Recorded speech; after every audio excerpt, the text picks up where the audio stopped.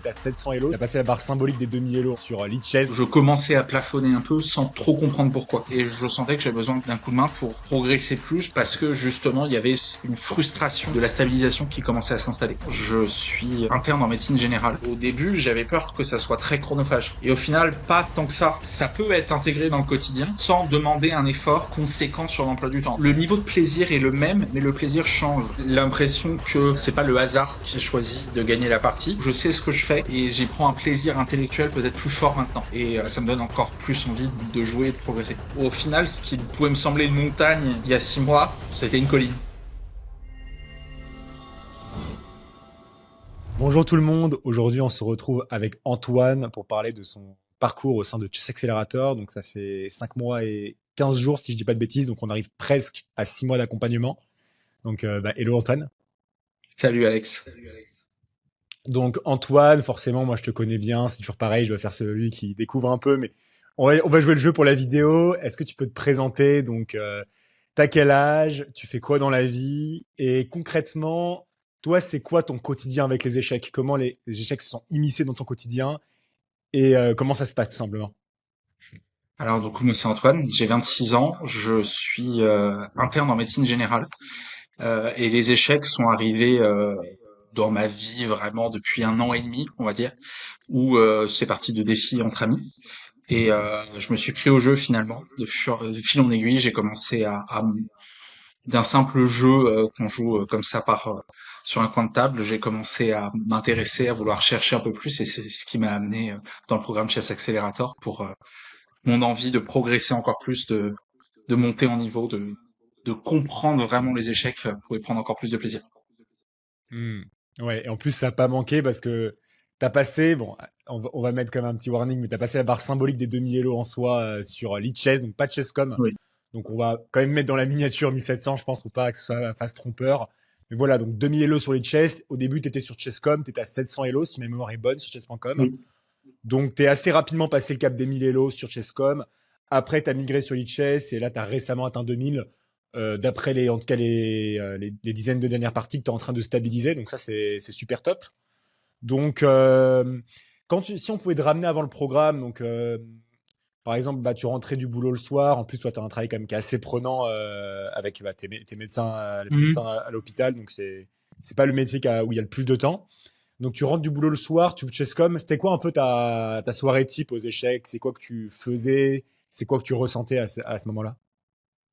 Oh, c'était pour me détendre, on va dire. C'était vraiment le côté jeu. Donc c'était pas forcément très régulier. C'était entre amis au début, puis c'est devenu un peu. J'ai voulu toujours jouer un peu plus l'excitation du jeu. Je me suis mis à jouer contre des inconnus.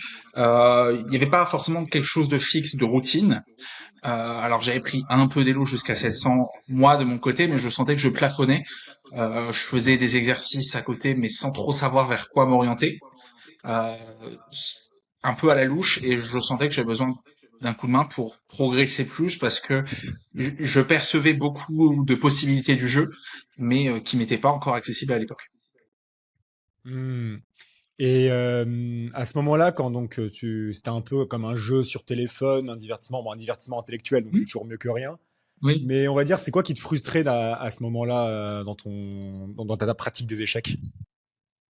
Ça me frustrait que je commençais à plafonner un peu sans trop comprendre pourquoi. Parce qu'il me manquait des clés de lecture. Des clés pour comprendre mon jeu, pour comprendre le jeu globalement, plus en détail, pour progresser finalement.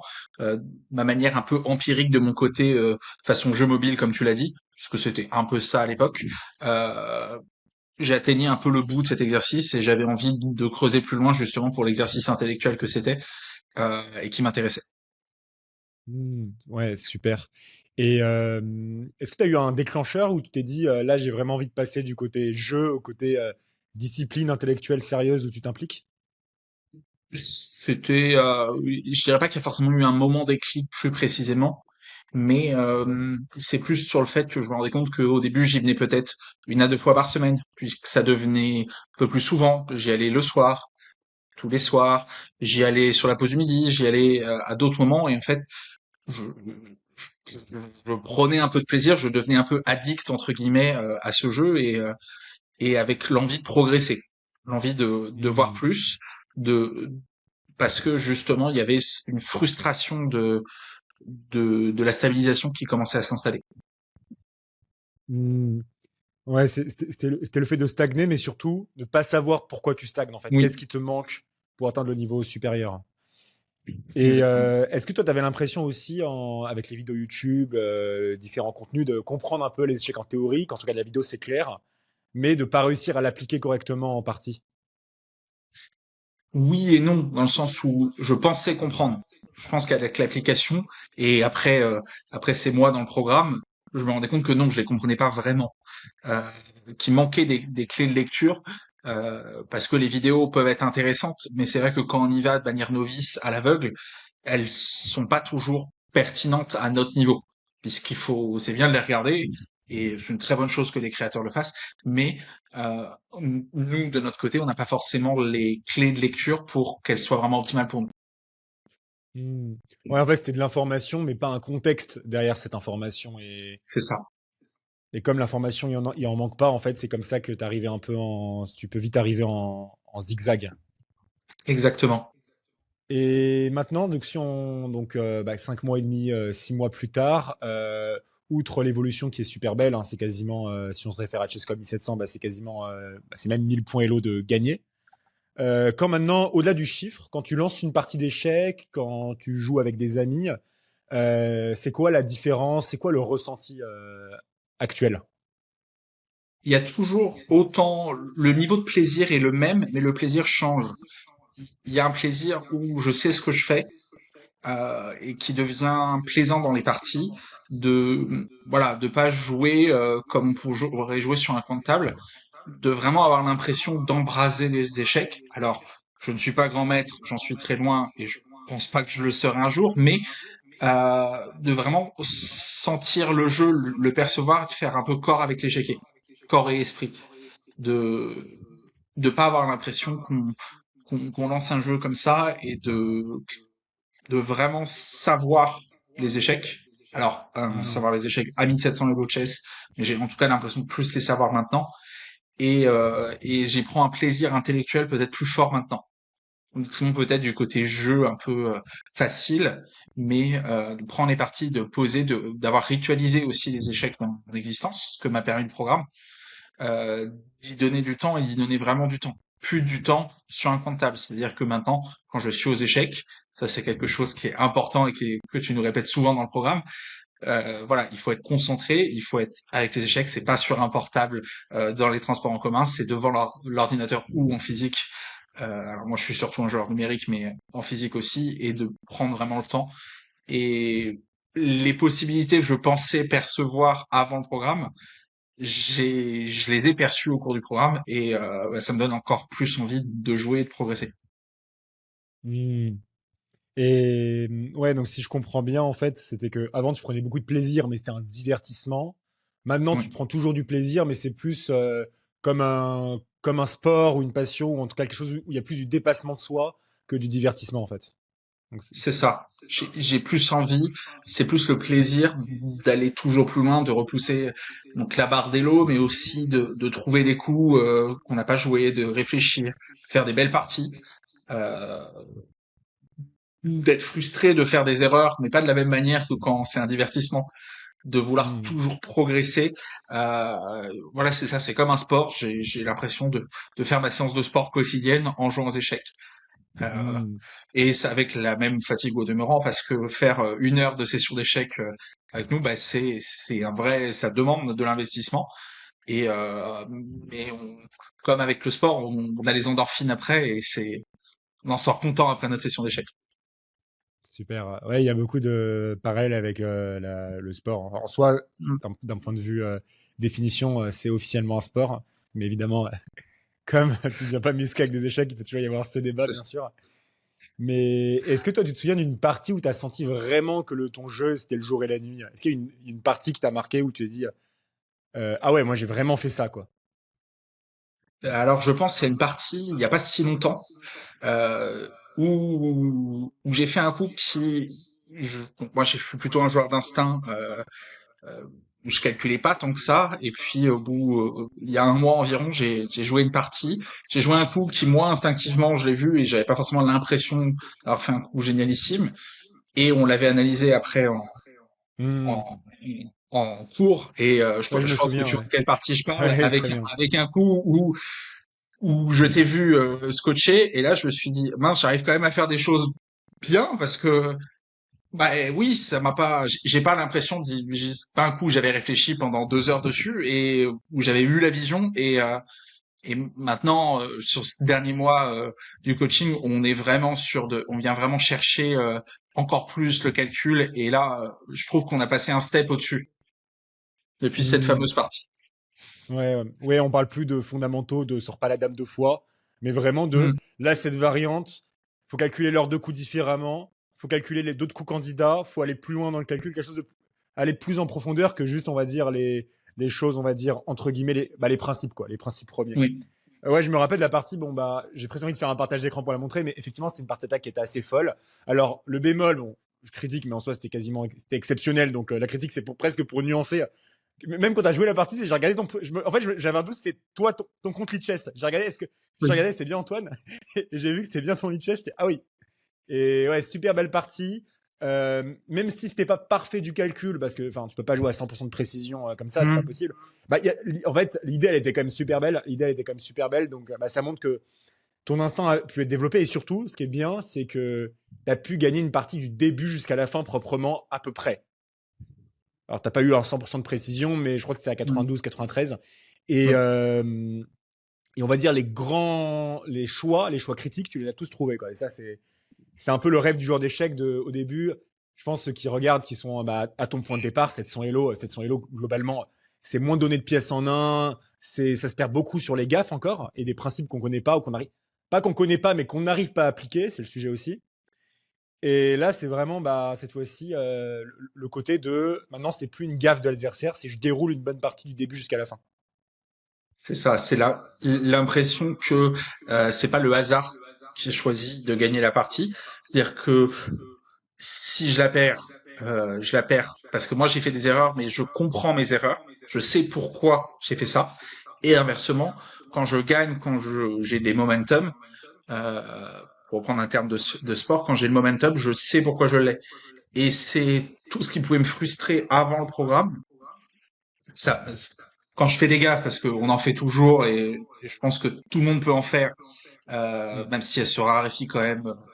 J'en fais pas à chaque partie, heureusement. Euh, Ça me frustre, mais sur le côté progression intellectuelle, mais maintenant je comprends ce que je fais. Alors qu'avant, je jouais un peu à l'aveugle, je tâtonnais, c'était de l'apprentissage empirique par expérience, mais sans vraiment comprendre pourquoi quelque chose marchait et pourquoi quelque chose marchait pas. C'est là le programme m'a aidé, Mm. ça m'a aidé à, même si je joue de l'instinct, à structurer beaucoup, notamment je pense aux ouvertures, où la première fois qu'on s'est vu au début, je t'avais dit que je commençais à regarder les ouvertures dans tous les sens, mais en fait, je savais pas comment les travailler. Là, on a réussi à poser les bases et maintenant, voilà, l'ouverture, je maîtrise, ou en tout cas, j'ai la perception de le maîtriser, où c'est clair et où je peux aller justement chercher des coups tactiques comme ça un peu plus pertinents intellectuellement pour nous, euh, Mm. qui aident et ça fait énormément plaisir de pouvoir jouer ça parce que il y a quelques mois quand je commençais, tu m'aurais montré la fameuse partie, tu m'aurais dit c'est toi qui l'as joué, je ne t'aurais probablement pas cru. Oui, a raison d'ailleurs, a raison, ça que, parce que la partie était vraiment belle. Ouais. Ok, ouais, donc c'est vraiment le fait surtout en fait, parce qu'en fait quand tu essaies de progresser dans ton coin tout seul, bah t'essaies de faire un peu par itération, et sauf que une itération, bah, t'as une hypothèse, mais tu peux avoir une bonne hypothèse comme une mauvaise hypothèse. Et t'es Hmm. jamais vraiment sûr, ça qui peut être un peu frustrant, c'est-à-dire que par exemple, bah il y a beaucoup de personnes en fait quand ils se plantent, bah par exemple s'ils perdent trois parties d'affilée et qu'ils ont fait grand rock, bah ils se disent ok le grand rock faut jamais le faire. Et c'est très très dur. Les échecs, c'est pas. Honnêtement, je pourrais dire c'est facile. En tant que coach, j'aurais intérêt à dire ça, mais c'est pas une discipline si facile. C'est pas une discipline si facile. Et c'est très dur. C'est très dur de faire de l'auto-perception. C'est très dur de faire de l'auto-perception. Parce que même les meilleurs joueurs sont coachés. Hmm. Donc, C'est d'aller chercher plus loin, mais de comprendre aussi parce que j'ai découvert les concepts tactiques, alors les fourchettes, les déviations, tout ça, c'est des termes qu'on entend avant, mais on sait hmm, pas vraiment ce que c'est, vraiment ce que ça implique tactiquement quand on attaque. Par exemple, je prends une fourchette qui est le premier concept qu'on a travaillé un peu sur le programme.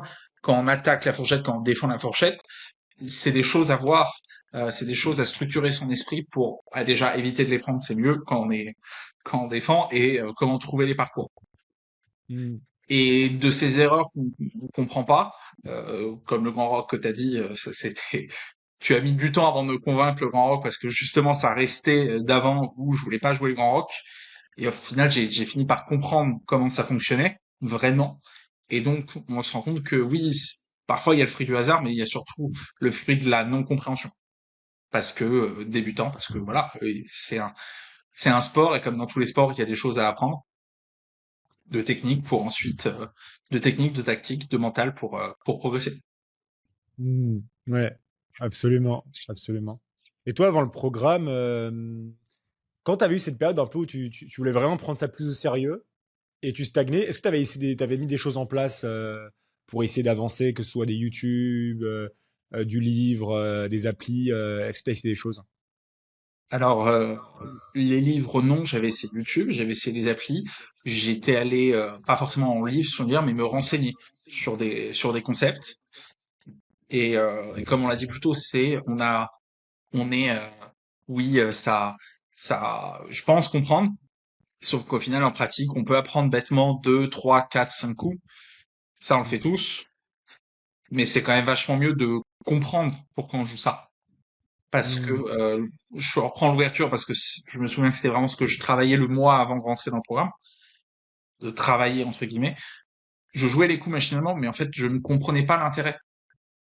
Parfois, je touchais 2 fois la pièce dans l'ouverture, je m'agençais mal, je me bloquais, euh, et c'est justement grâce au programme que j'ai pu, enfin, le programme et ton coaching m'ont aidé à comprendre pourquoi je faisais ça. Et c'est justement là, maintenant, aujourd'hui, je retourne lire ou regarder les vidéos que je regardais il y a 6 mois, je les comprends, vraiment. Et donc, je peux prendre ce qui me sert. hmm, ok. Ouais, t'as plus d'autonomie et t'apprends mieux l'information. Et toi, c'était quoi ce moment où tu t'es dit dans... Parce qu'en fait, toi, c'est intéressant, c'est que en soi, bah, t'es pas... Bah, enfin, t'as du boulot, quoi. Enfin, tu travailles beaucoup. Mm. T'as des horaires qui sont pas évidents, parce que je crois parfois tu peux être réquisitionné un peu en urgence tout le C'est long de la ça. journée. Et est-ce que toi, est-ce que tu t'es dit, t'as eu un moment de doute, tu t'es dit, peut-être qu'avec mon emploi du temps, j'y arriverai pas, ou j'ai pas le temps pour vraiment me mettre aux échecs. Oui, je me suis posé la question. Je me suis dit, très bien, très bien, tu stagnes un peu. C'est une idée de progresser, mais est-ce que tu as les moyens de tes ambitions? Hmm. Euh, c'est pas simple. Et au début, j'avais peur que ça soit très chronophage.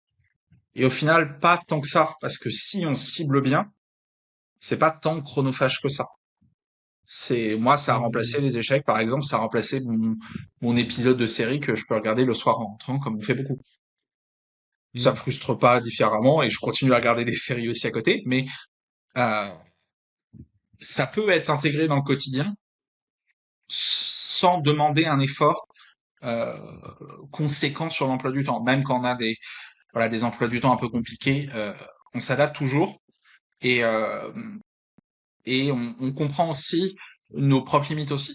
Parce que ça sert à rien de faire 3 heures d'échecs d'un coup. Déjà, moi, personnellement, au bout d'une heure et demie, j'ai le cerveau en feu et je suis plus capable de réfléchir Oui, bien aux échecs. je te le Donc, sais.